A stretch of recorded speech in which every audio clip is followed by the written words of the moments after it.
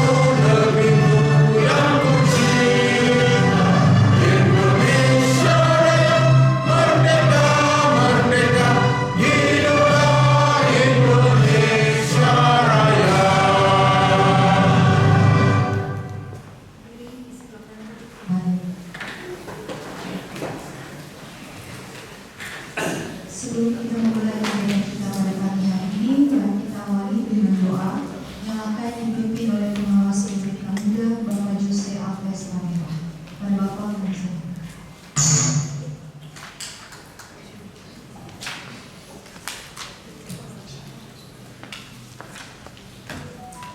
Bapak Ibu, mari kita berdoa. Bapak di dalam nama Yesus Kristus Tuhan, pagi hari ini bersyukur. Kasih membuat anugerah tentang Tuhan dan senantiasa Bapak limpahkan dengan Tuhan kami hari ini kami dapat dalam keadaan yang sehat. Kami boleh berkumpul di tempat ini di aula dalam rangka untuk mengikuti kegiatan pelatihan perubahan persyaratan sistem manajemen keamanan informasi dan persiapan audit transisi integrasi SMA ISO 9001-2015 dan SMAP ISO 27001-2016. Sebab itu Tuhan kami menyerahkan kegiatan ini dalam narasumber yang telah hadir bersama dengan tim untuk bisa membekali kami kiranya Tuhan memberkati Bapak kami semua peserta di dalam kegiatan ini. Tuhan juga memperbolehkan kami agar kami bisa mengerti memahami yang dapat disampaikan bagi kami untuk menjadi bekal dalam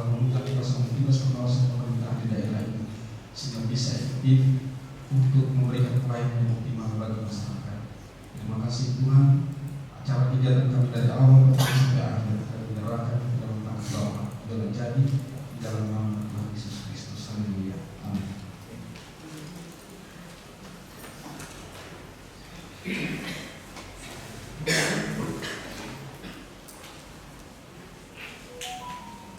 Bapak Ibu hadirin yang terhormati, selanjutnya kita akan mendengarkan sambutan dari Inspektur Provinsi Nusa Tenggara Timur, Bapak Stefanus Emawa STMM, sekaligus membuka secara resmi kegiatan kita pada pagi hari ini.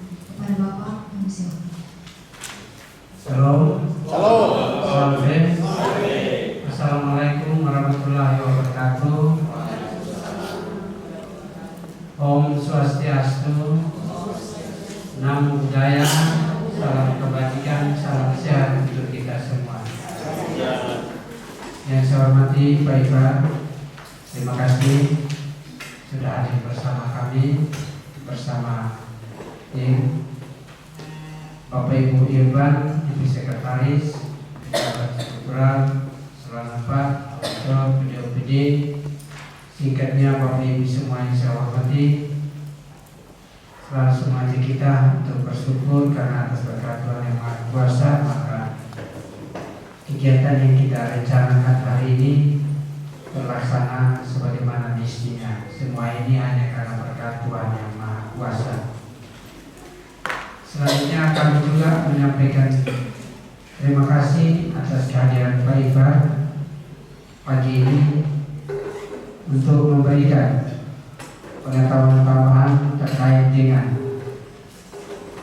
ISO terutama itu 7001 ada perubahan, dan saya harapkan Bapak Ibu semua bahwa kita bersyukur bahwa ada hal yang baru dengan kehadiran Pak Iba dapat mentransfer itu kepada kita, dan setiap perubahan itu dimanapun perubahan yang terjadi, inovasi, perkembangan, semuanya itu akan berubah atau tersentuh dengan yang namanya pendidikan. Pendidikan ini dilakukan bisa berlanjut sesuai dengan perkembangan teknologi yang ada.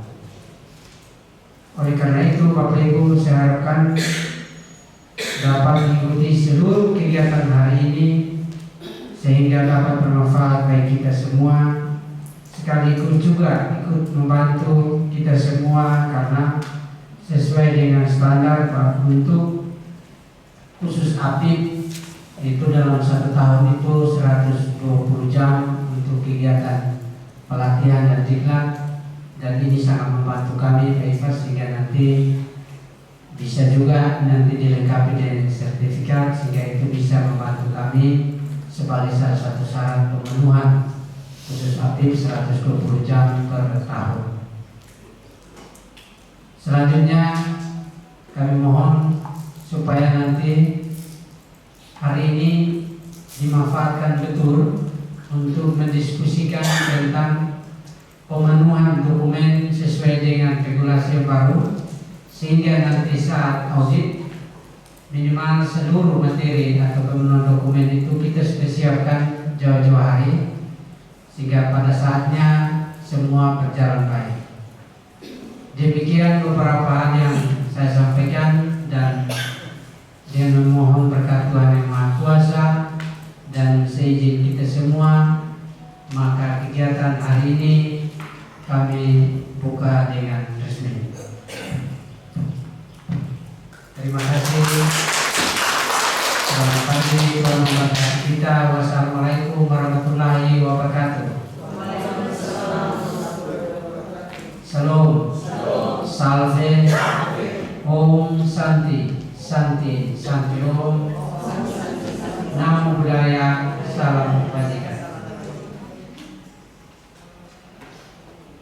Terima kasih kepada Inspektur Provinsi Nusa Tenggara Timur yang telah membuka kegiatan kita pada pagi hari ini.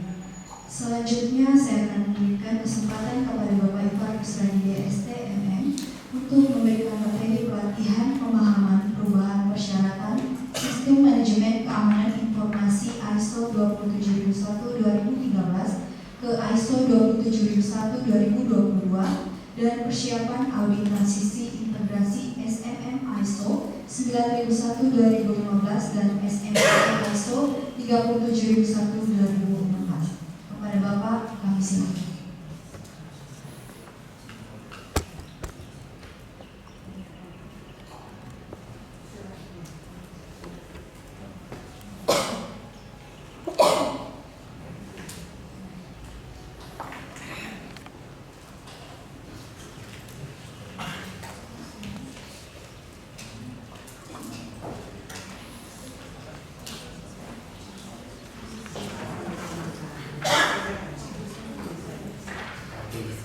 Salam, salve, assalamualaikum warahmatullahi wabarakatuh. Om Swastiastu, Namo Buddhaya, salam kebajikan. Yang saya hormati Bapak Inspektur Inspektorat Provinsi Nusa Tenggara Timur, yang saya hormati Ibu Sekretaris pada Inspektorat Daerah Provinsi Nusa Tenggara Timur, Bapak Ibu pejabat struktural, Irban, Kartu 2345 maupun pejabat struktur dan fungsional di lingkungan Inspektorat Daerah Provinsi Nusa Tenggara Timur. Pada hari ini izinkan saya dan tim akan coba memberikan knowledge lagi, ilmu lagi untuk ya katakan diskusi sekaligus belajar bersama-sama. Saya juga sebenarnya masih belajar juga nih karena ini syaratnya baru dan cukup kompleks berkaitan dengan perubahan sistem manajemen keamanan informasi ISO 27001 versi 2022 ya. Jadi nanti selama 1 hari ini sejak dimulai ini nanti sampai kurang lebih jam 3 ya. Kita akan coba berdiskusi, kemudian saling bertanya, dan saya juga akan memaparkan materi apa saja yang perlu disiapkan oleh Inspektorat dalam rangka untuk persiapannya perubahan data informasi maupun dokumentasi dari versi 2013 ke versi 2022. Kemudian juga tidak kalah pentingnya adalah saya juga nanti memaparkan tentang persiapan di sistem manajemen mutu ya 9001-2015 dan sistem manajemen anti penyuapan ISO 37001 versi 2016. Izin Pak Inspektur, nanti mungkin dalam materi ini memang agak teknisnya juga lumayan banyak ya. Jadi terutama nanti menyusun SOA ya. Jadi tim ISMS-nya ini atau security team Inspektorat ini juga nanti mau bisa menyimak betul-betul karena ada dokumen yang harus kita lengkapi ya, yang diminta oleh CISR itu yang harus nanti dipenuhi. Kalau lihat dari sertifikatnya kita due date-nya itu sampai bulan Juli Pak, masa berlakunya. Nah ini kita harus kirim ke CISR itu di bulan paling tidak ya sebelum audit ya SOA-nya ini. Nanti kita sama-sama bahas. Kemudian yang berikutnya adalah jadi ini sebetulnya saya memang waktu kemarin juga minta sama Bu Vero minta waktu 1 hari harus tatap muka langsung karena akan berbeda nanti. Kalau sudah tatap muka nanti berikutnya kita pakai online nggak apa-apa gitu ya karena sudah bisa kita. Ini tidak untuk kemungkinan nanti untuk tim ISMS maupun tim ISO nanti kalau memang nanti ingin zoom dengan saya sudah pulang silakan nanti kita sediakan sarananya karena memang tanggung jawab daripada sertifikasi untuk memastikan kalau misalnya ada hal-hal yang belum bisa dipahami atau masih kesulitan kita ada dengan zoom. Jadi bukan perhatian ini selesai terus selesai ya tidak ya. Tetapi berkelanjutan sampai nanti menjelang audit sertifikasinya dan Pak Inspektur. Sehingga kami harapkan nanti tim yang tim teknisnya ini terutama ini bisa betul. Kami ada 27.000 ya. Kalau yang 9.100 sama yang 4 SMAP kan tidak terlalu banyak, tidak berubah ya. Hanya kita harus melengkapi dokumen yang sudah seperti biasa. Tapi 27.000 ini memang harus kami kawal ya. Jadi nanti terutama SOA-nya. Nah ini dokumen SOA-nya ini yang harus nanti, apalagi dokumen SOA-nya ini harus di-approval oleh Bank Inspektur. Jadi ada bukti approvalnya ya. Jadi mungkin saya tunjukkan aja sekilas.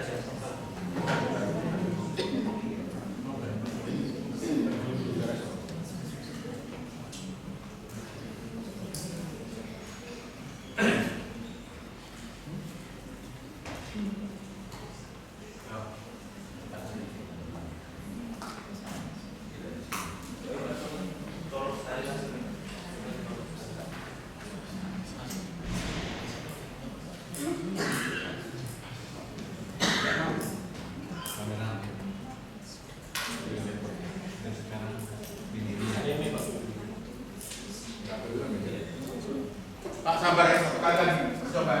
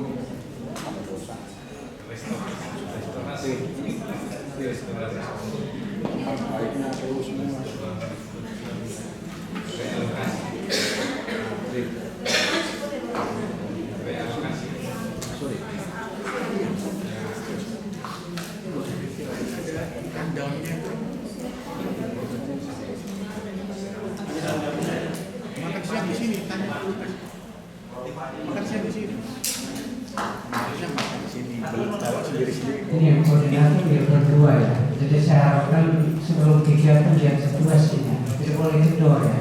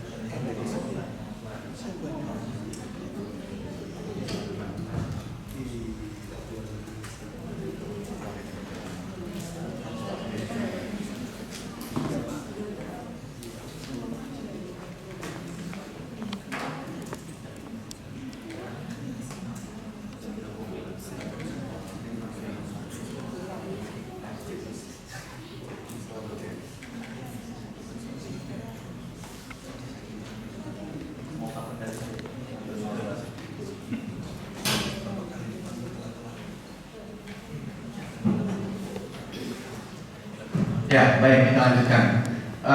Jadi ini dokumen SOA-nya ya, nanti yang perlu nanti kita akan bahas mungkin ini ya.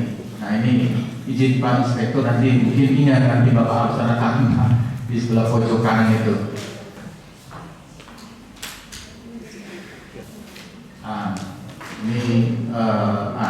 Ini yang harus nanti kita kirim ke Caesar untuk jadi registrasinya itu harus dokumennya terkirim. Ini ada 93 parameter yang harus nanti kita ukur, kita bicarakan ini ya, sampai ke bawah itu Pak. Saya belum bisa ke bawah. Tuh sampai ke bawah ada 93 parameter Pak. Makanya lumayan banyak ini sebenarnya. Jadi mungkin kalau nanti nggak selesai hari ini, nanti secara Zoom nanti kita bisa lanjutkan mungkin karena mungkin ini juga tidak selesai ya. Terus kemudian nanti setelah itu nanti di sebelah kirinya Pak di sort yang chartnya itu, ya. Sehingga nanti kita ketahui ada berapa sebetulnya yang sudah kita implementasikan. Kemudian nanti ada chartnya ya, jadi ini nanti grafiknya seperti apa di Inspektorat ini kita penerapan sistem manajemen keamanan informasinya. Ini mungkin Pak Inspektur kita bicarakan hari ini, mulai kita bicarakan. Selain materi yang 9001, kemudian 37.1 2015. Ya, mungkin itu Bapak awalannya sebelum kita mulai.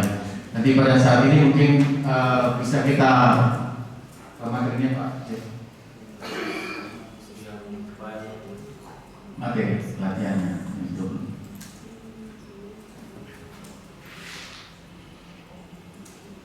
Ya, karena memang ini pelatihannya disoroti juga sama Caesar, jadi bukti kita karena ada logo-logonya mereka.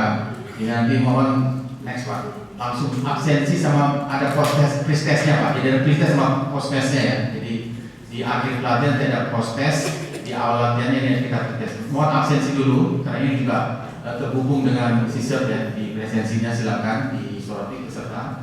Karena kita juga nanti akan mengeluarkan sertifikat yang terafiliasi nomornya dengan nomor sertifikatnya Caesar. Jadi pelatihan ini kita dimonitoring Pak. Pelatihan kita hari ini termonitor oleh lembaga sertifikasi Caesar terkait pelaksanaannya. Ya, silakan Bapak Ibu melengkapi absensi. Setelah itu yang mengisi absensi langsung nanti ke pretestnya. Jadi nanti yang dapat sertifikat ini yang ada ikut pretest sama post-test ya, ada post-testnya. Dan nanti kita absensi 2 kali Pak, di sesi 1 ini sampai jam 12. Kemudian nanti di sesi 2 ada absensi lagi, itu jam 1 absensi lagi untuk presensi. Jadi 2 sesi ini 8 total kita itu sama sisa 8 jam. Kita ikuti. Terima kasih.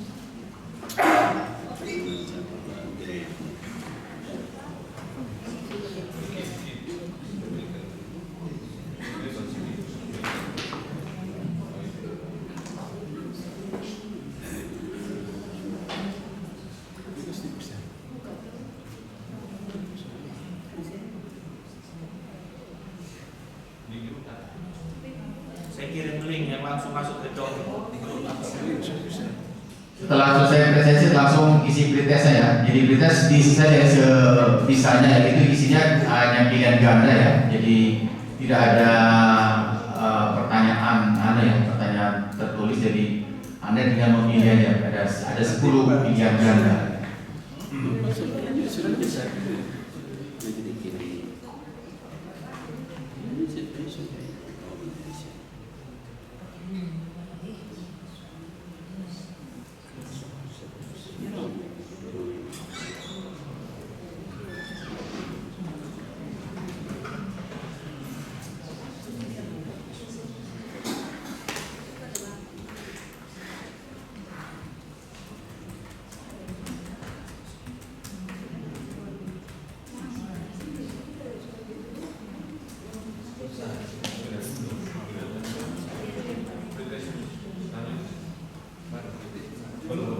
Link berita saya sudah itu.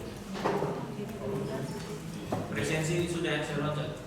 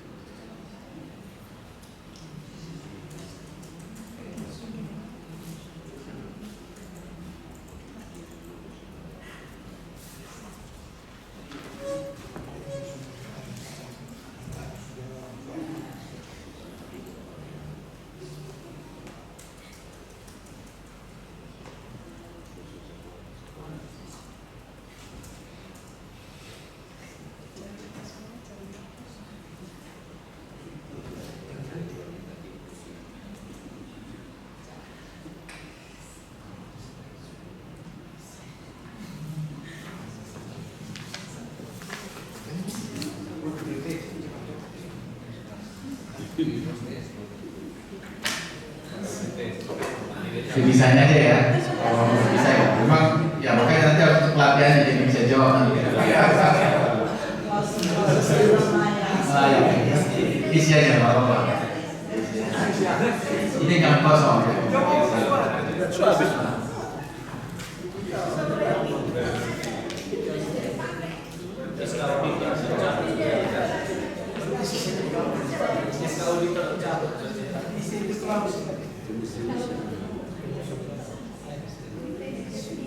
Sebisanya aja isi nggak apa-apa.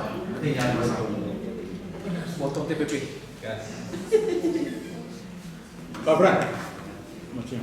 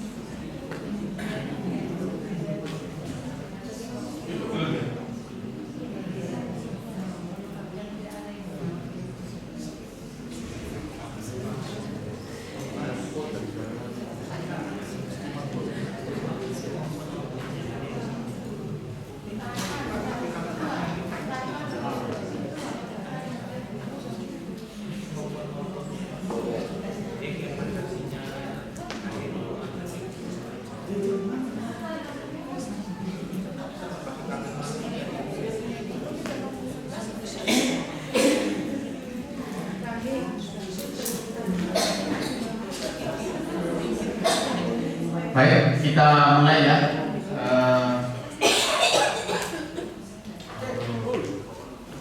Ya, jadi hari ini kita akan coba kupas tuntas ya. Nanti kalau belum selesai mungkin terutama SOA nanti kita akan bahas lagi nanti di Guangzhou.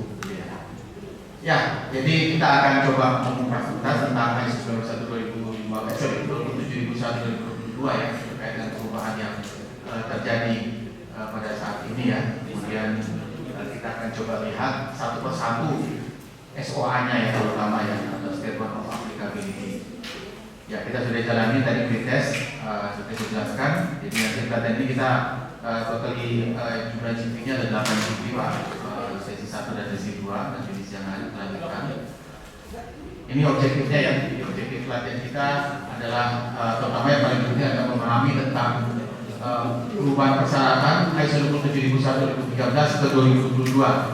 Kemudian diharapkan nanti kita bisa menginterpretasikan, yang susah memang ini sebenarnya, menginterpretasikan tentang standar ISO 27001-2013 ini ke versi 2022. Jadi nanti saya harapkan Bapak Ibu harus banyak rajin bertanya ya, tidak usah takut-takut nanti karena kaitan dengan implementasi ini harus penyesuaiannya juga dengan yang ada di inspektorat saat ini. Kemudian kita nanti coba buka dokumen SOA-nya, kita akan susun. Selain itu nanti juga berkaitan dengan hal-hal yang manajemen risiko, terutama yang berkaitan dengan ISO 27001-2022. Ya, pelatihan ini karena bersertifikat, jadi nanti ada sertifikat kompetensi dan diakui oleh research, sehingga kami harapkan nanti sesi 1 dan sesi 2 bisa terus diikuti ya, dibuktikan dengan absensi di sesi 2 dan nanti tes dan post test ya. Jadi ini sebagai bukti keikutsertaan dari semua peserta. Nah, kita sudah meraih sertifikat dan sudah 3 ya. Sudah 3 sertifikat yang kita raih. Nah, ini yang kemudian mengalami perubahan adalah yang sertifikat yang ini ya. Jadi yang kalau kita lihat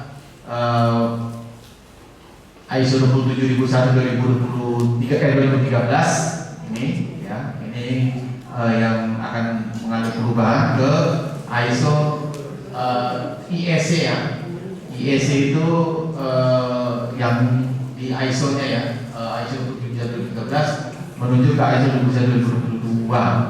Kemudian ini adalah pernyataan statementnya atau nomor SOA-nya ya. Sehingga nanti SOA ini yang juga nomornya berubah, karena nanti SOA ini yang akan muncul di sertifikat juga ya. Jadi nomor SOA ini nanti akan muncul. Jadi kalau kita lihat di dokumen kita yang ini ya, nah ini nanti muncul nomor ini ya. Ini saya masih kosongkan karena kita belum tahu nanti kapan ini mau ditindaklanjuti. Nah ini nomor ini yang akan muncul di dalam sertifikat, sehingga nanti berarti dokumen ini harus penuh keisi ya. Ini kan masih kosong semua ini ya. Nah ini nanti yang kita diskusikan sebenarnya. Kemudian selanjutnya nanti akan di-approval oleh organisasinya, dalam hal ini Bapak Inspektur ya. Kemudian nanti ini kalau yang merah ini saya nggak tahu, nanti saya yang isi nanti bisa direvisi ya. Ini ada security improvement team. Kita kalau mungkin namanya menyesuaikan, saya ini menyesuaikan aja nanti nama dokumen ownernya. Kemudian security classification-nya ini termasuk dokumen yang high ya, kategorinya high, dan dia termasuk dokumen rahasia ya, untuk tipe dokumennya tergolong dokumen yang rahasia. Jadi dokumen ini karena di dalam itu membahas tentang kita sendiri ya, bagaimana kita dalam pengamanan data, baik yang data-data yang informasi dokumentasi hard copy-nya maupun soft copy-nya. Jadi nanti kita akan tuangkan di sini. Oke, kita lanjutkan. Ya. Ya, ini mungkin manfaat dari penerapan ISO ISMS 27001-2013, sorry 2022 ya, dan 2013 ini sama ya. Jadi ini tidak berubah ya. Berkaitan dengan perlindungan data dan informasi yang sensitif pasti ya. Jadi dan Anda menerapkan 27.001 ini harusnya data sensitif atau informasi terutama mungkin data LHP ya, hasil pemeriksaan itu dengan kategorinya ya, klasifikasinya kan ada.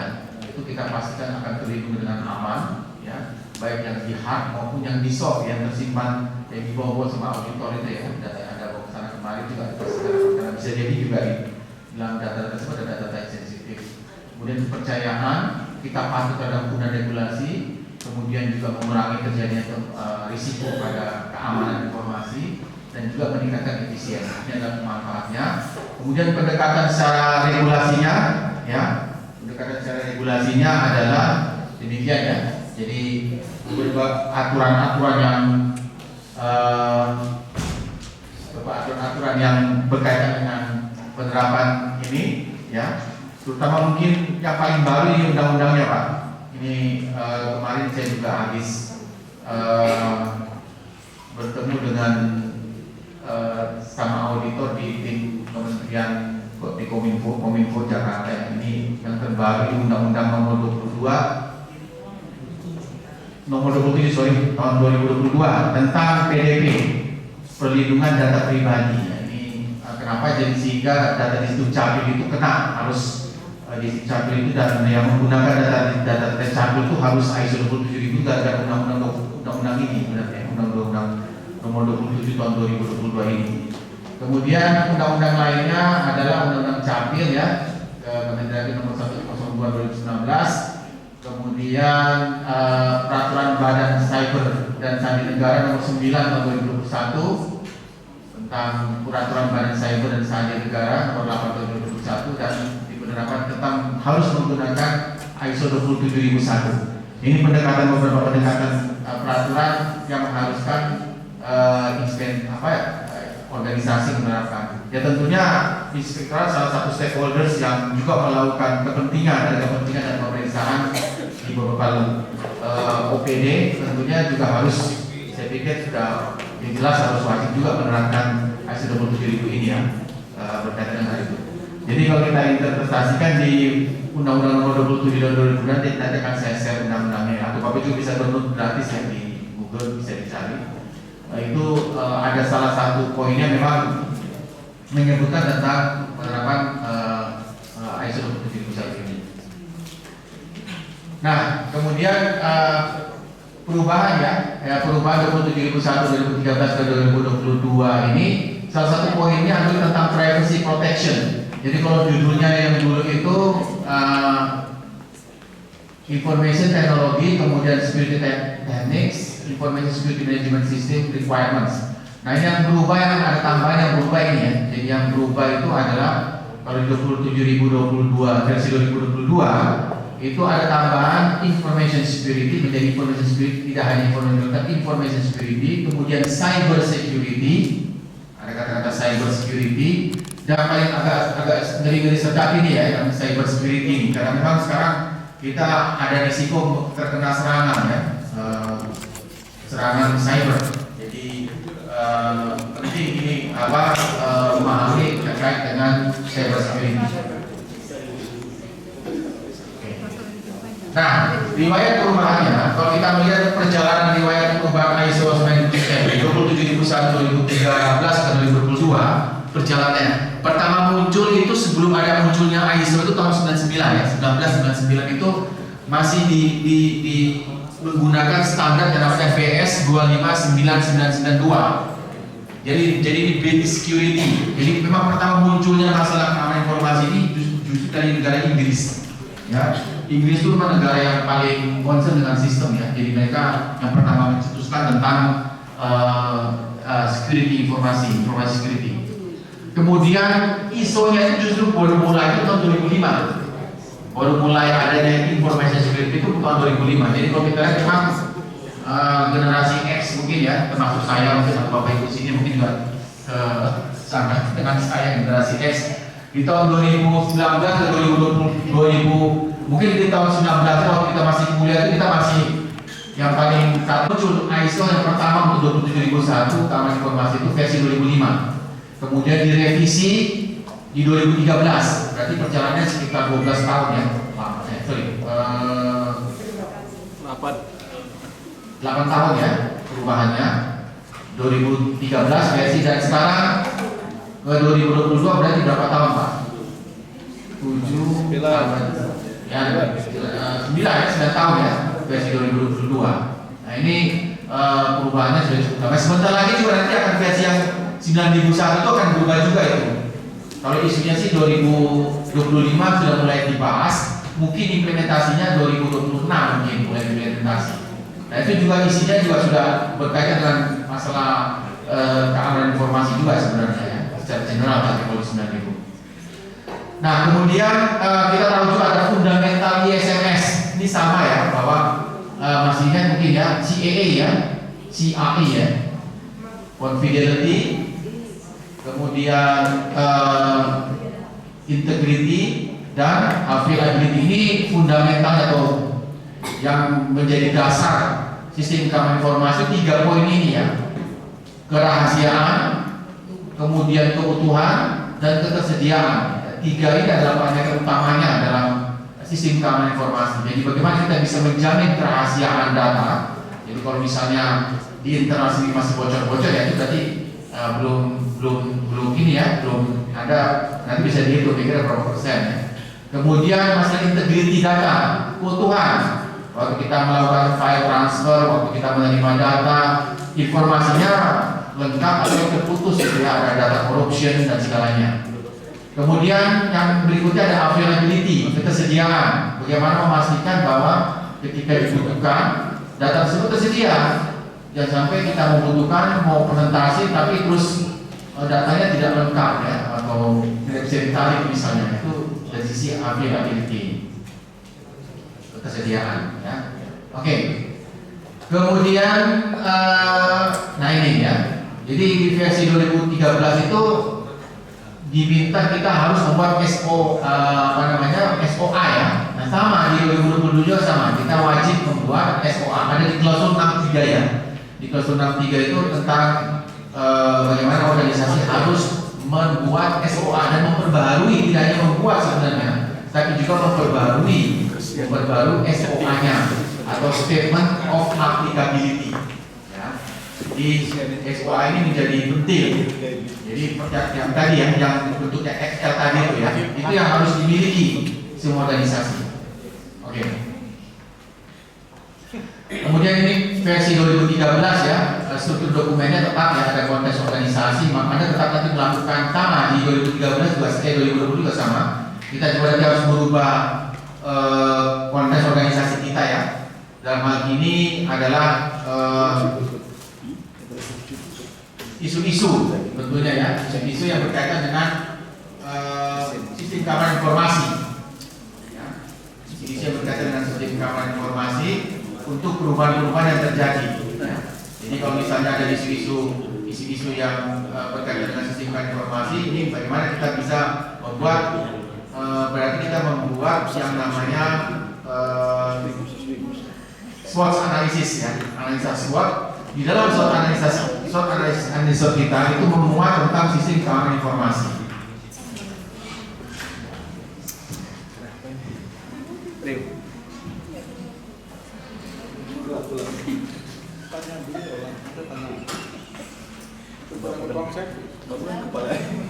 Kepala inti. Lu pikir bertanya dong, tukang servis. Bapak dan kepala inti itu.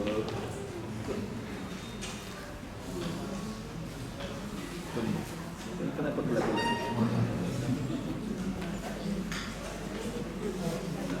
Kepala inti harus bergerak. Kenapa gelap? Kok bodohnya kalau lu tengah gimana kok? Jangan di sini gigit orang.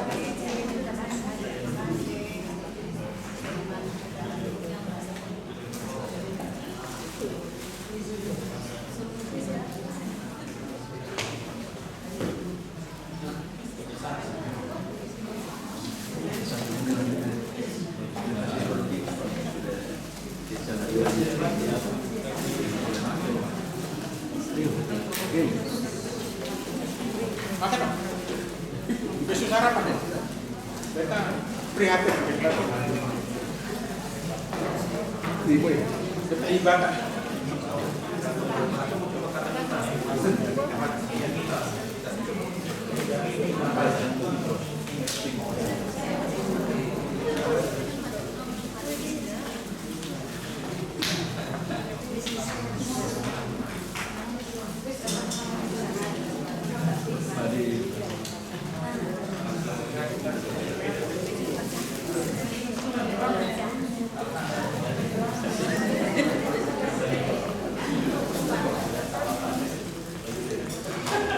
Dengan tindakan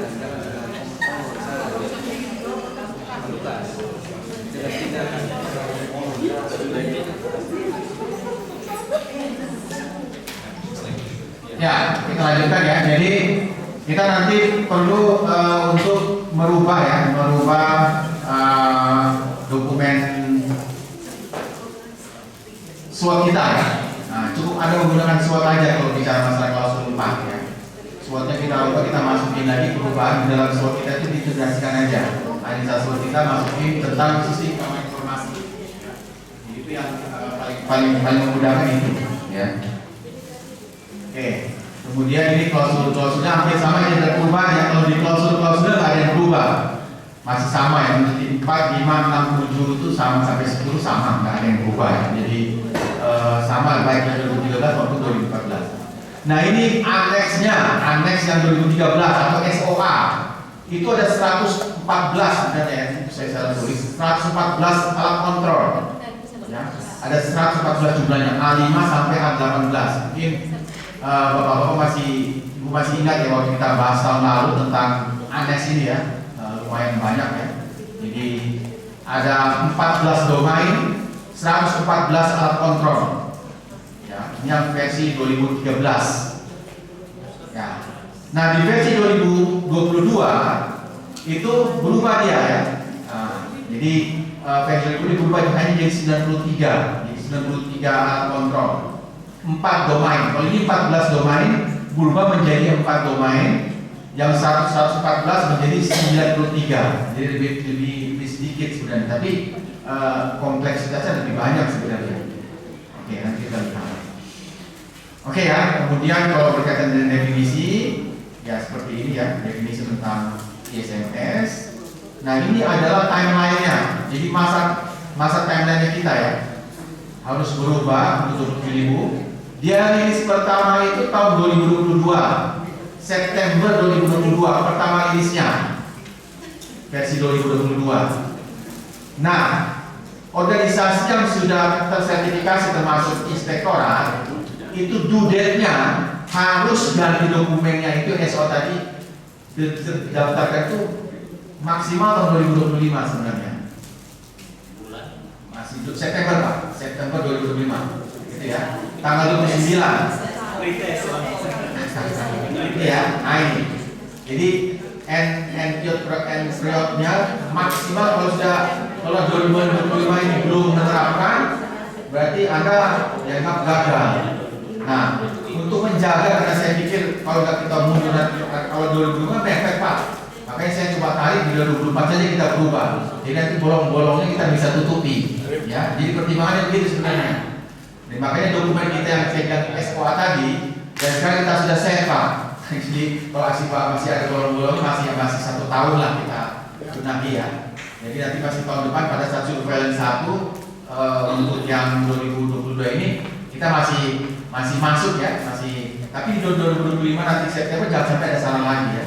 Jadi, karena dokumennya kita kirim Pak masalahnya, dokumen yang tadi itu yang Excel itu yang ditandatangani sama Pak Inspektur kita kirim ke sisa ya di US sana, sehingga mereka harus melihat penerapannya sudah sesuai dari isi dokumennya ya.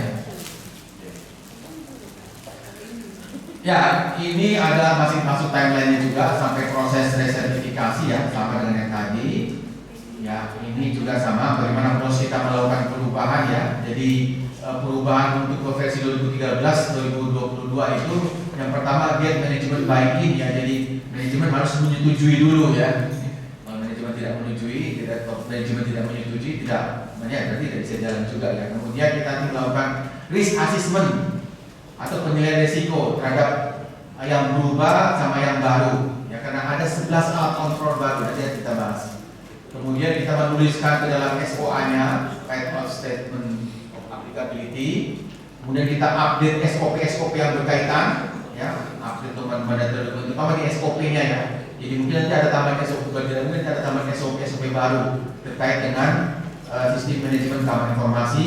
Kemudian kita mulai undergo ya stage 1-nya sama undergo di audit stage 2-nya. Jadi kita kalau misalnya nanti saya akan bicarakan juga ini kira-kira karena sertifikatnya kita nanti akan due date-nya bulan 7 ya, Juli.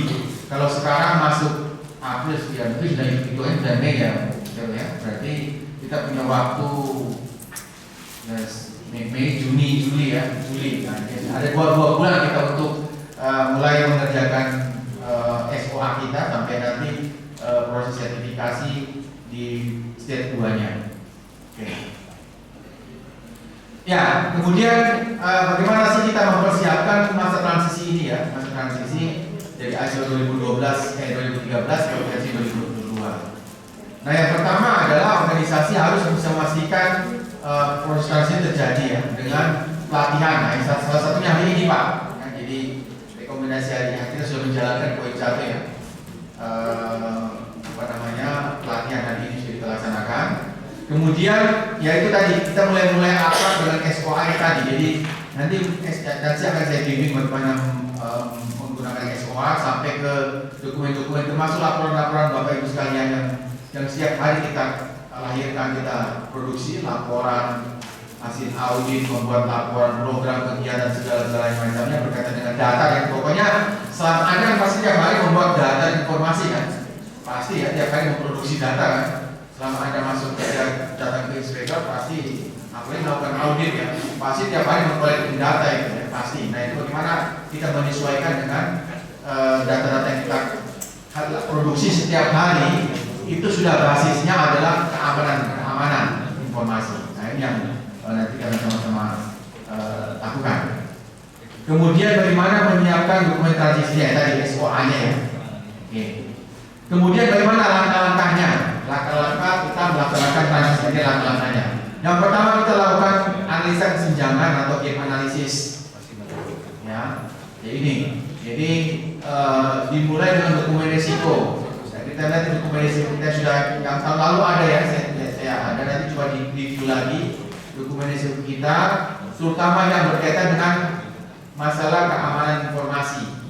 Jadi push pointnya ada di keamanan informasi, tapi tidak menutup kemungkinan karena kita integrasi ya sudah semuanya aja sekalian gitu ya, nggak ada 27-nya karena kita sudah integrasi ya. Jadi tiga-tiganya sekalian kita lihat di daftar risiko sama profil risikonya. Selanjutnya adalah mempertimbangkan atribut. Atribut di sini maksudnya adalah bagaimana Anda preventif terkait dengan hal yang berkaitan dengan kebocoran informasi.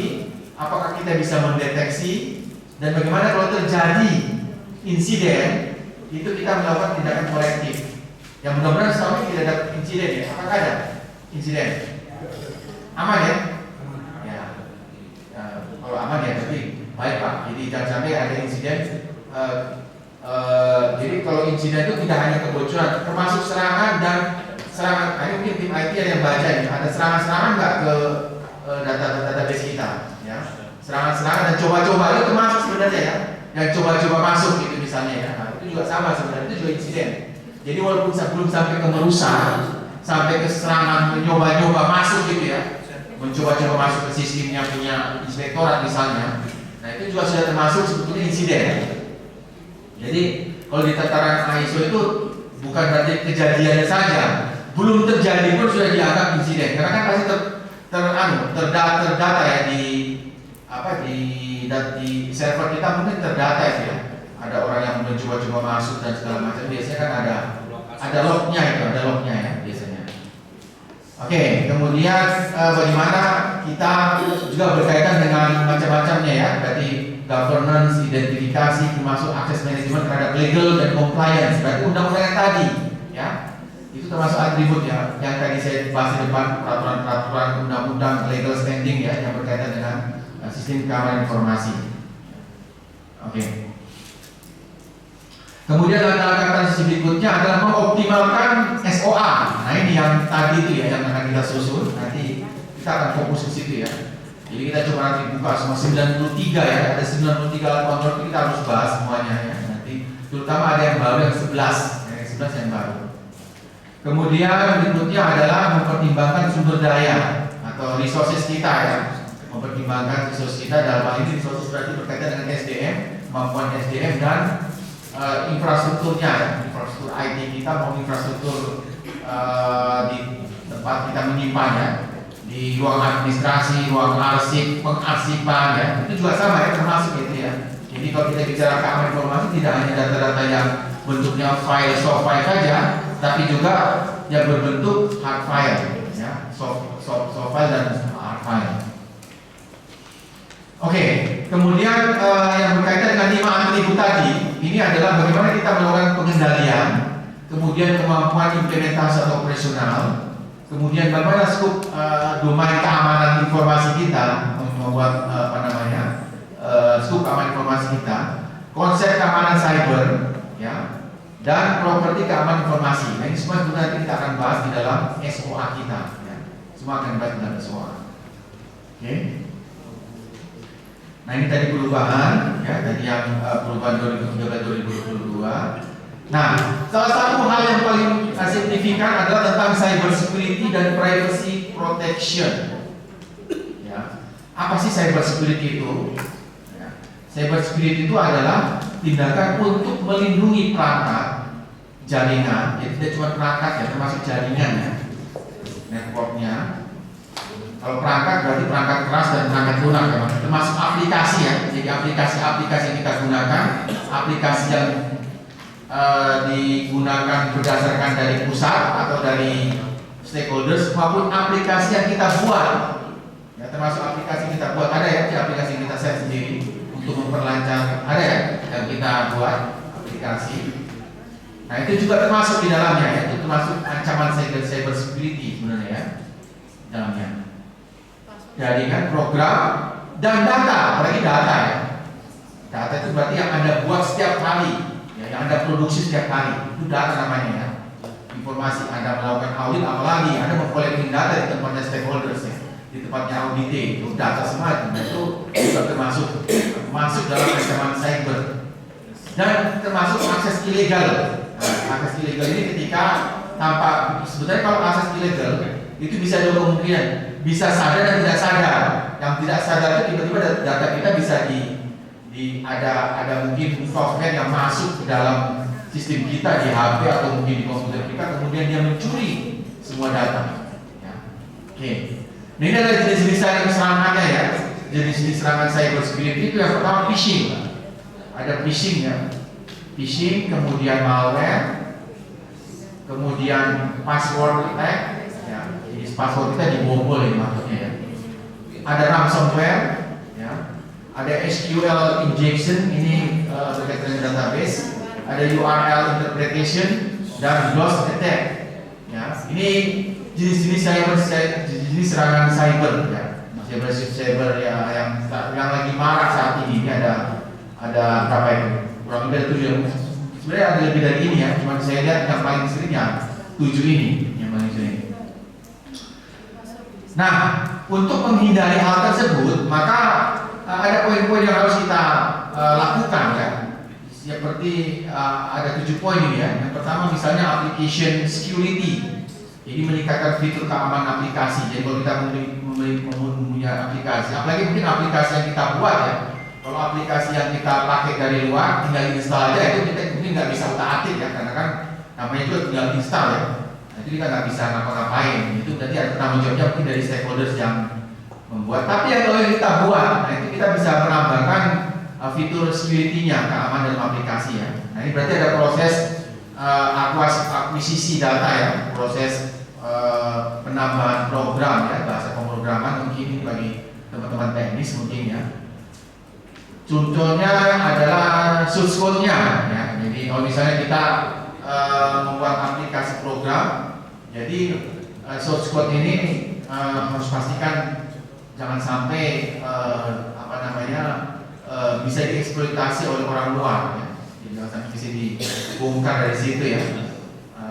Yang mungkin salah satunya kemarin itu juga yang pemilu kita itu katanya data Sirekap itu salah satu mungkin ini karena mungkin di outsourcingkan ya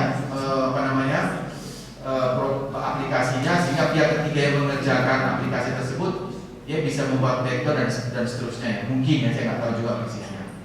Kemudian network security, kalau tadi aplikasi dari sisi aplikasi, dari sisi jaringan. Kalau jaringan ini berarti bagaimana proses-proses yang ada baik di komputer kita sebagai klien maupun database kita di server ya. Itu proses komunikasi datanya seperti apa. Nah ini jangan sampai data yang terkomunikasi di komputer jaringan kita itu ada kebocoran yang bisa dicaplok oleh orang luar gitu ya. Nah, ini yang harus kita pastikan.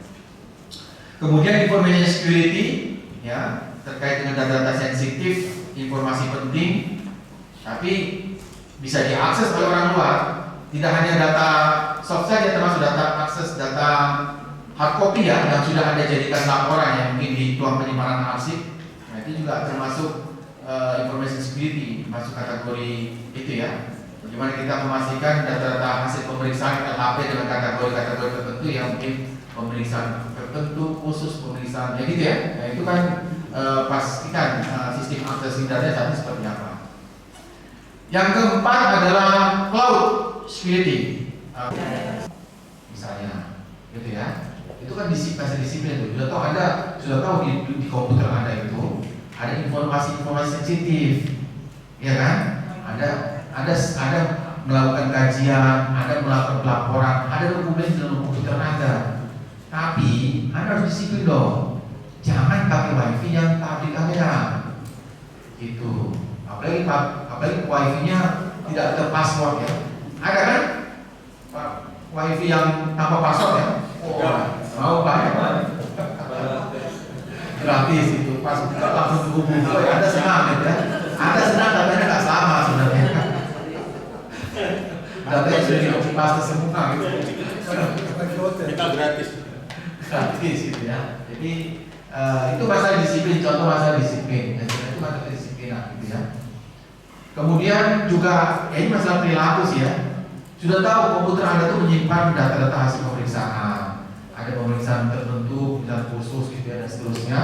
Tetapi ketika bermasalah, Anda menyuruh orang lain memperbaiki gitu ya, memperbaiki di luar, kemudian ditinggali semalaman 2 malam. Ya habis data sudah copy paste semua, gitu ya. Itu masalah perilaku ya, masalah disiplin, gitu ya.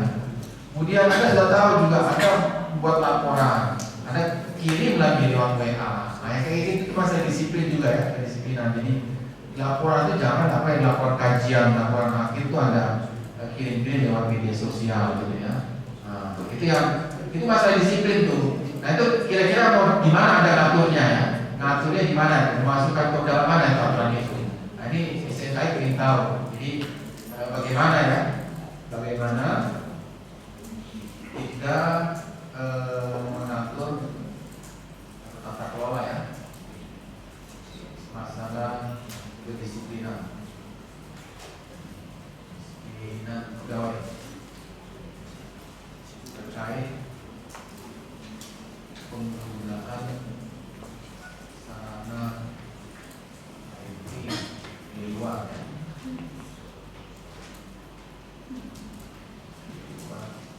kantor dan asetnya itu minta data.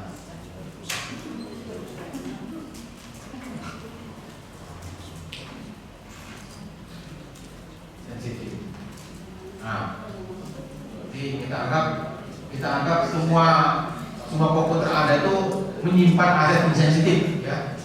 Kita anggap semua asesor itu menyimpan data hasil pemeriksaan ya, walaupun setengah belum jadi ya, termasuk setengah jadi, apalagi kalau sudah terjadi ya. Karena biasanya kan data proses ya, kalau yang di komputer masih data. Tapi kan sudah ada evidence di situ aja. Sudah ada evidence walaupun dia masih mentah ya, baru berproses, tapi kan sudah ada evidence di situ, sudah ada bukti-bukti yang berproses. Ada foto-foto lagi misalnya kan, kan pasti foto disimpan juga di dalam laptop ya, masih pemeriksaan. Ayo HP. Artinya ganti yang baru HP langsung di ini ya, ditukar gitu ya. Oke, kita lanjut. Ya. Kemudian di 65, tanggung jawab after termination of change of employment.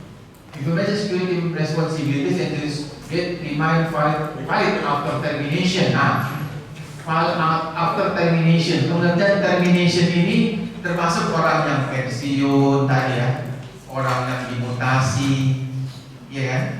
Jadi siapapun itu ya, baik yang pimpinan maupun bukan pimpinan, sama hitungannya. Jadi kan tidak menyebutkan pimpinan, tidak ada pengecualian. Pokoknya sepanjang dia employee pasti harus ada proses ini. Nah ini bagaimana? Kita mengatur hal ini ketika terjadi terminasi. Ya. Jadi terminasi ini banyak ya. Di sini kita mengatur ketika ada pegawai ya yang telah berhenti ya karena beberapa sebab, mutasi, baik pensiun ya, pensiun. Nah, serah terimanya itu lah yang penting kan ya. Cuma beserta asetnya bukan. Pensiun, mutasi atau apa lagi ya? Apa lagi kira-kira? Biasanya itu ya.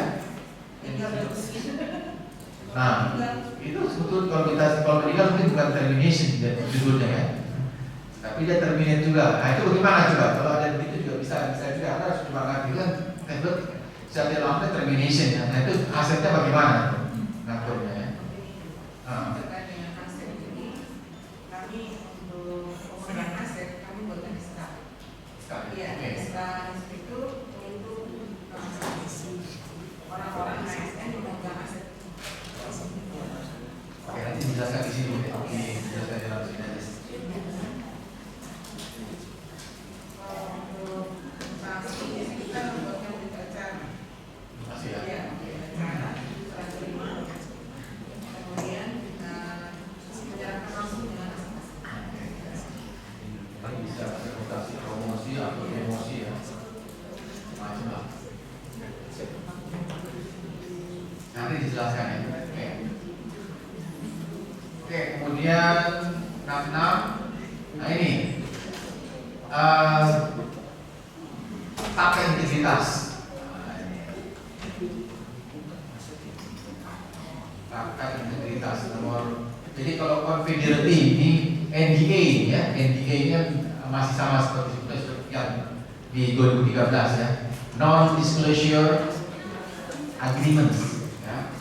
Confidentiality or non-disclosure agreements. Kalau dia mulai risiko terhadap penggunaan layanan cloud termasuk makanya tadi saya bilang bahwa setiap nanti yang teman-teman yang menggunakan cloud walaupun itu alasannya pribadi, tapi ingat bukan masalah ada bayar pribadinya, tapi ada aset yang ada tumpangkan di cloud tersebut. Kecuali ada cloud yang ini memang pribadi banget, saya nggak masukin data kantor, sudah. Tapi bagaimana coba kalau itu membuktikannya?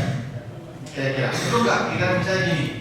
Misalnya ditanyakan nih, saya tanya sama Pak Firdaus, Pak, Bapak pakai cloud enggak? Oh iya saya pakai, tapi saya simpan data-data pribadi Pak, saya nggak simpan data-data kantor. Nah, sebagai asesor internal boleh nggak ada intip? Kalau yang dikatakan itu aset pribadi, bisa nggak? Boleh nggak? Jangan panggil sampai ke sana. Ayo, coba. Saya ada pertanyaan misalnya. Saya pernah, dia bilang, Pak sudah belum, enggak bisa Pak, ini data saya pakai cloud, saya udah data foto-foto keluarga saya, tapi enggak ada data termasuk LHP di dalam cloud ini. Kira-kira sebagai yang tim improvementnya ini, yang asesor internal, boleh nggak ada sikap ke dalam itu? Boleh nggak kira-kira? Ayo, coba. Iya, kira-kira gimana? Ini jadi pernah ada nanya kayak gini. Kira-kira gimana? Bisa nggak dia menjangkau untuk mengintip cloud-nya. Boleh ya kira-kira? Sidang enak ke sana, ke titik itu. Ayo, coba. Izin Pak. Ya, silakan Pak Chris. Tahu saya kita ada dengan tangan kita nggak bisa sih Pak. Tapi kita hanya melihat dia yang mengoperasikan. Boleh kan ya? Boleh kan? Boleh. Boleh. Ya. Jadi jawabannya benar ya? Boleh. Tetapi nanti dipandu sama si ownernya. Ya. Dipandu sama owner. Sama ketika kita memeriksa dia punya paspor, Iya. isi komputernya. Jadi jangan sendirian, nggak boleh ya. Jadi tetap harus sama orang tersebut yang menggerakkan. Kita hanya memerintahkan. Coba lihat ini dong, ya sudah. Jadi tetap jangkauannya boleh sampai ke sana ya. Improvement Ya. security tetap bisa menjangkau untuk memeriksa. Untuk memastikan tidak ada data aset informasi milik kita yang tertumpang di dalam cloud milik pribadi. Oke. Ya sebenarnya kalau tersimpan juga nggak apa-apa. Asal dia bisa menjaga karena hanya nanti perlu didata lagi bahwa misalnya di komputernya Pak Bius berarti ada aset hasil pemeriksaan yang tertumpang di cloud milik pribadi. Nah itu dijelaskan di 67 ini ya. Sorry, di 66 ya. 66. Jadi maksudnya ke NDA. Jadi membuatkan NDA Pak. Membuat NDA ya. NDA itu pakai integritas ya. Bahasa Indonesia nya pakai integritas.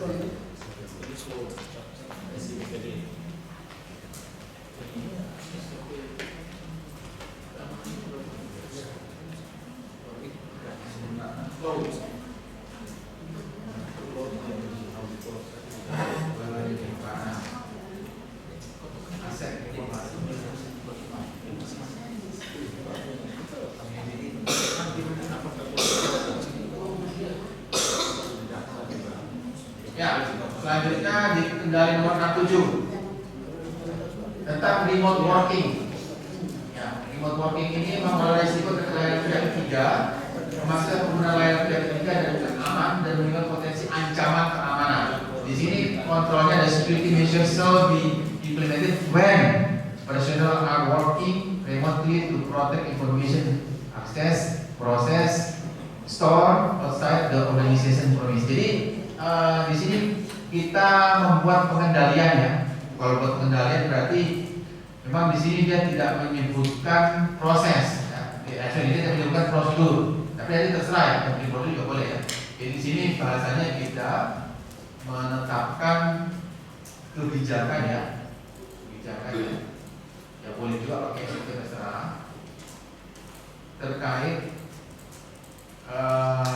pegawai yang melakukan tugas luar kantor. Jadi remote working itu berarti luar kantor ya. Nah, mungkin remote working itu di dalam kantor ya, pasti di luar ya. Remote working. Nah itu apa saja yang harus dilakukan ketika yang melakukan tugas luar kantor. Dinas luar lah ya. Dinas luar dalam waktu tertentu ya. Ya misalnya sudah daerah lah, perdagangan daerah itu apa saja yang harus dia lakukan berkaitan dengan kebijakan SMKI ya. Jadi berkaitan misalnya penggunaan aset luar ya, kemudian akses luar ya, misalnya wifi ya, misalnya wifi, kemudian perbaikan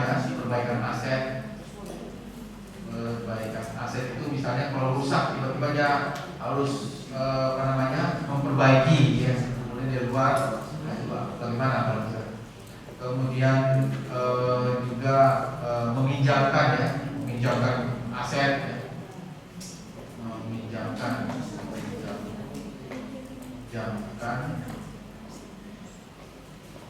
aset untuk olah data. Nanti lagi, aduh Pak, saya lupa bawa laptop Pak, saya pinjam laptopnya Bapak ya, saya mau kirim email, saya gitu ya. Jadi gitu ya, Pak, saya lupa bawa laptop nih, saya pinjam laptop Bapak ya, saya mau kirim email. Nah itu boleh nggak kayak gitu? Nah, itu kan kalau kita di luar kantor kan biasanya kan, oh silakan Pak, nggak enak. Silakan Pak, pakai sebebas-bebas ya Pak, besok pagi kembaliin ya. Jangan Pak, itu. ya. Bapak bisa menjawab ya. Jadi apa namanya, kita harus bisa istilahnya itu apa ya, harus bisa berani menolak ya. Bapak mohon maaf Pak, ini ada informasi-informasi yang tidak bisa di apa berkait kebijakan kantor, saya nggak bisa menjawabkan aset ini kepada Bapak gitu ya, maupun hanya untuk sebentar. Harus bisa berkata seperti itu ya untuk keamanan. Oke, kemudian yang ke-8 adalah information security event reporting. Menggabungkan dua aspek penting penggunaan layanan pihak ketiga dan layanan berbasis cloud. Nah, ini memastikan bahwa layanan pihak ketiga yang menggunakan memiliki kebijakan. Nah, gini. Jadi kalau misalnya ini masalah backup data sebenarnya, ya di 68 ini. Backup data itu kan kita lewat server nih, kita punya server ya, tapi kemudian kita mirroring atau kita gandakan dengan di luar, Jadi misalnya pihak ketiga itu sebuah provider ya, penyedia jasa backup data, kan ada kan banyak ya, ISP itu ya, provider tapi bisnisnya untuk banyak kan itu. Nah, dia bilang ini, oke Pak, kita kerjasama, saya simpan data Bapak, langsung kita konekkan dengan server Bapak yang di kantor, kan boleh tuh ya, simpan, saya kan punya apa namanya tanggung jawab. Jadi kalau misalnya terjadi masalah di server kita, servernya jalan, jadi tetap bisa inspektor tetap bisa beroperasi karena servernya kan dua, ada yang di misalnya satu di Kupang, satu katakan di Denpasar. Memang harus di kota yang berbeda, di pulau yang berbeda ya. Jadi kalau aturannya begitu, jadi tidak boleh di satu pulau yang sama. Satu di sini, satu di Kupang, satu di Denpasar, atau satu di Jakarta misalnya begitu. Banyak kan sih kalau misalnya contoh yang di Undana itu dia pasang di dua tempat kan servernya. Yang satu di Singapura, yang satu di di Jakarta. Nah, ketika mereka pasang itu, maka kita berarti kerjasama dengan pihak ketiga kan. Nah, kalau dalam saat ini dia mengatakan bahwa pihak ketiga kita ada kerjasama untuk menyimpan data kita, storage ya, itu wajib dia sudah ISO 27001/2022. Nah, ya. Jadi harus memiliki kebijakan harus. Jadi pertanyaan pertama kepada mereka, perusahaan Anda sudah ISO 27000 belum ya? Mana buktinya? Gitu ya. Itu harus kita tanyakan kalau dia akan memberikan data kita. Itu untuk kalau kita menyimpan membackup data lewat server, kita gandakan servernya. Nah, yang kedua adalah berkaitan sama cloud, ya. Sebetulnya kan cloud itu kan pihak ketiga, tapi pihak ini nggak tahu kan, susah kan, kita langsung bayar ya kalau cloud itu, ya kan? Gitu ya. Jadi cloud itu kan kita nggak tahu pihak ketiga itu bisa di mana aja ya. Jadi nanti kita pakai cloudnya dia, kita bayar, dia kasih space kan begitu kan. Kalau Anda misalnya nyimpan nyewa Google, kan Google ya, Google itu langsung apa namanya, cloudnya itu kan langsung dia tarif, terus kita bayar, baru nanti dia buka space-nya kan, dia perlebar space-nya. Nah, kalau yang cloud itu tidak sebutkan, ya, tidak sebutkan bahwa harus seperti kita menyewa provider yang menyimpan data kita, tapi dia hanya suruh kita memperhatikan aspek-aspek keamanannya. Ya, contohnya begini misalnya ya, kalau di Google itu kan udah jelas aman ya. Di Google itu pasti dia apa namanya, ada berbagai macam proteksi agar data kita aman ya. Misalnya harus ada password, harus ada apa lagi macam-macam itu. Google itu ada verifikasi verifikasi dua arah, kemudian ada konfirmasi email ya. Jadi kalau kita misalnya bikin password ganda bisa terbuka, kalau kita harus ada ke email yang lain. Jadi dia sangat aman lah ya. Maksudnya seperti itu ya. Jadi nanti di sini berarti aturan kita. Tapi kalau ada misalnya belum menerapkan ini, dinolkan saja ya. Ini nanti dinolkan misalnya ya. Nah, kalau belum menerapkannya. Tapi kita coba, kita kebijakan ini bagaimana ya? Kebijakan terkait penggandaan data.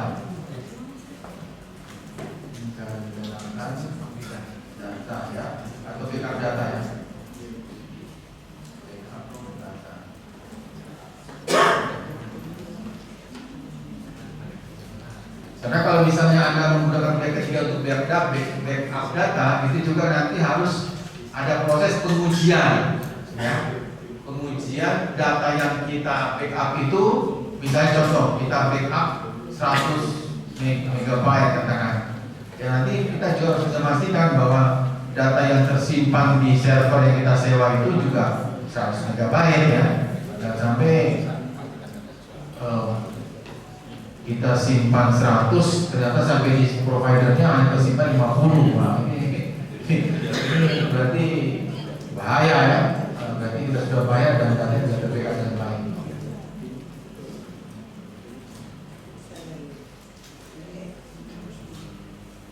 Oke. Ya. Nah, klausul 6 sudah selesai ya. Klausul 6 sudah selesai. Ini cuma 6, ini cuma 8 dari pengendalian. Kemudian kita masuk ke klausul 7 tentang physical control. Oke.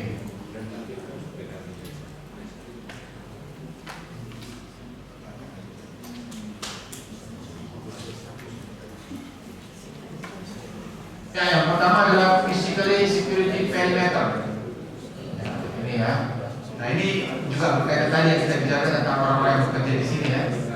Security perimeter shall be defined and used to protect areas that contain information and other associated assets. Nah, jadi di sini bagaimana kita memastikan bahwa organisasi memiliki batasan keamanan fisik yang sesuai untuk mencegah akses fisik yang tidak sah ke informasi dan aset terkait lainnya. Implementasinya menetapkan zona-zona keamanan fisik di sekitar area yang berisi aset informasi menggunakan pengaman fisik, kunci, kartu akses atau pengawasan penerima lain. Contoh di ruang arsip dikunci kan? Nah, itu buktinya itu. Contoh yang masuk ke arsip harus ada izinnya ya. Izinnya bukan kalau masuk arsip. Apa bisa langsung masuk atau harus izin dulu atau harus ada otorisasi dulu dari yang punya kewenangan atau gimana? Jadi bisa gitu ya untuk mengambil data yang ada di ruang arsip. Kemudian juga masuk ke ruangan-ruangan atau area.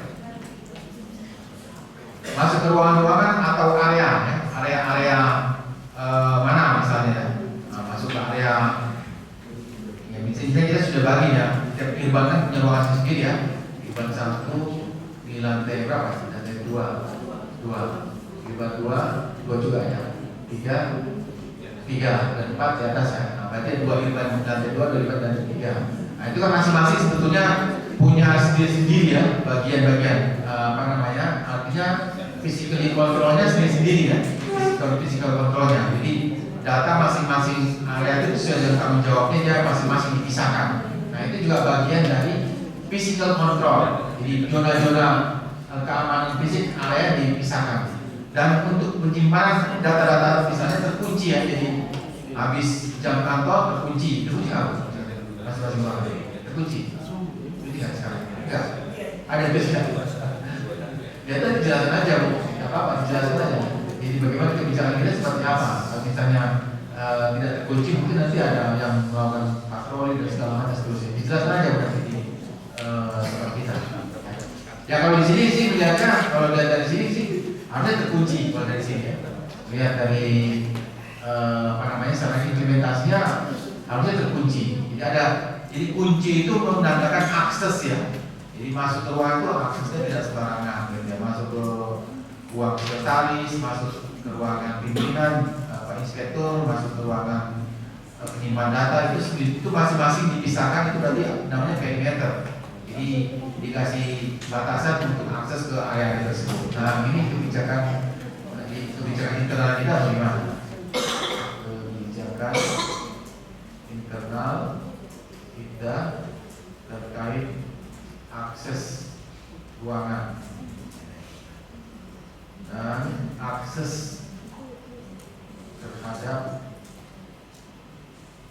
aset ya. Aset yang ada di ruangan di mana?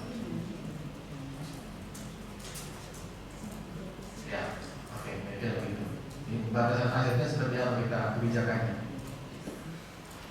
Oke, kemudian 72 physical entry. Physical entry ini pengamanan peralatan informasi secara fisik untuk melindungi dari ancaman seperti pencurian, kerusakan, manipulasi. Ini biasanya mengunci. Nah ini berarti harus mengunci memang. Karena di sudah ditegaskan harus mengunci, ya. Apalagi ada informasi yang sensitif. Jadi informasi yang sensitif kalau dalam masker, misalnya kan asesor lagi dalam proses pengerjaan, berarti kan masih di ruangan itu informasi sensitifnya. Sebelum nanti informasi sensitifnya menjadi data yang valid setelah dilaporkan dan segala macam, dan tersimpan di arsip ya, apalagi di situ. Jadi data informasi dalam proses sampai dia menjadi data utuh itu sudah harus terkendali. Ya. Nah ini kebijakannya kita seperti apa? Jadi walaupun data tersebut masih berproses, bahkan masih dalam proses auditnya itu sudah harus bisa dikendalikan. Ya. Berarti nanti itu kalau pengendalian pada saat berproses itu berarti oleh masing-masing asesor, masing-masing auditor ya. Sampai nanti data tersebut menjadi data yang dipertanggungjawabkan ya. Pada saat kita melakukan expose, kemudian data tersebut didistribusikan, kemudian data tersebut kita simpan sebagai bukti detail ya, mekanismenya ya di hasil.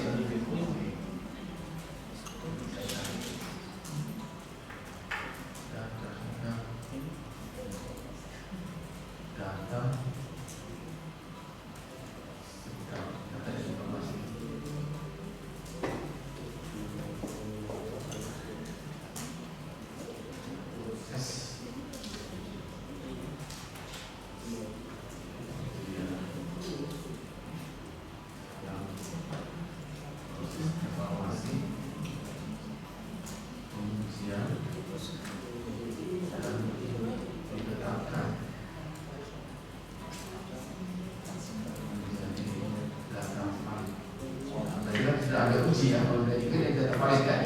Nah, itu penyimpanannya bagaimana?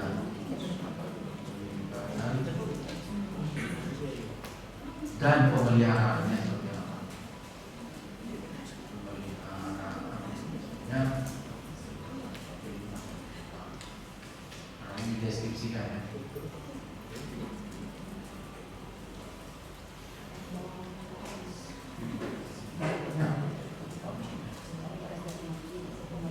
Ya, yang ketujuh, 3, securing office room and facilities. Jadi di sini melindungi fasilitas pemrosesan informasi dari ancaman seperti pencurian, kerusakan, memastikan fasilitas pengendalian informasi dengan fisik yang memadai, menggunakan pengawasan pengendalian akses. Nah kalau ini bentuk pengawasannya bagaimana? Apakah misalnya dalam patroli atau ada pemasangan CCTV atau dan seterusnya ya. Jadi bagaimana memastikan pemantauannya? Memastikan pemantauan aset informasi tersimpan ya, terarsip dipastikan keamanannya.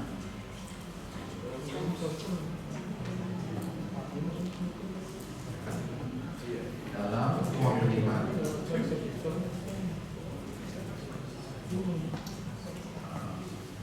operasi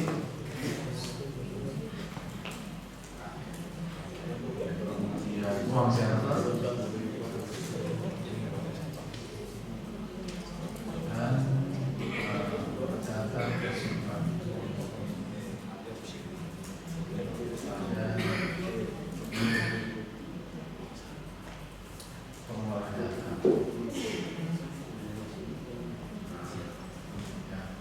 Jadi ini misalkan adanya CCTV atau pengawas patroli ya.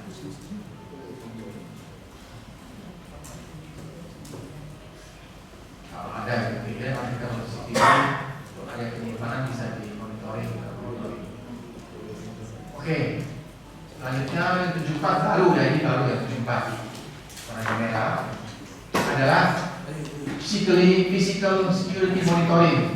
mendeteksi. Nah, ini malah CCTV-nya. Ya. Manajemen CCTV. Nah, ini ditanyakan juga nih sama baru ya. Manajemen CCTV. Sudah menjelaskan ya. Menjelaskan tentang manajemen CCTV. Jadi manajemen CCTV itu bagaimana Anda memasangnya, bagaimana Anda men-set, memasang, memelihara, mengendalikan ya, pengendaliannya apa ya? Pengendaliannya seperti apa? Pengendalian penggunaan CCTV. Sampai ke perawatannya ya, penggunaan CCTV. Termasuk jangkauan dan coverage-nya ya. Coverage areanya.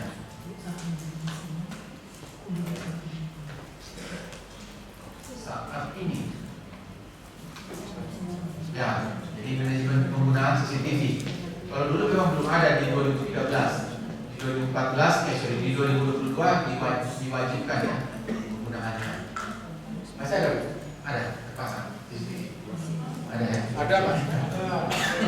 Nah, itu berarti sudah jalan. Berarti satu dan yang kelima, 75, protecting against physical and environmental threat. Jadi memproteksi terhadap physical dan environmental threat. Jadi ancaman ya, ancaman terhadap physical dan lingkungan seperti natural disasters, kemudian ada attentional physical threats and infrastructure to be designed and implemented. Jadi memastikan bahwa karyawan dan kontraktor yang bertanggung jawab terhadap proses ketika mereka berkegiatan, nah itu harus ada prosedurnya. Jadi prosedur orang yang bekerja lagi nih, ini minta prosedur ya, prosedur SOP berarti kalau prosedur ya. SOP terkait orang yang berkegiatan di bidang, misalnya memperbaiki satras ya, saya bilang satras ya, AC, kabel bocor-bocor, pintu rusak dan seterusnya. Satras lah pokoknya ya, infrastruktur ya.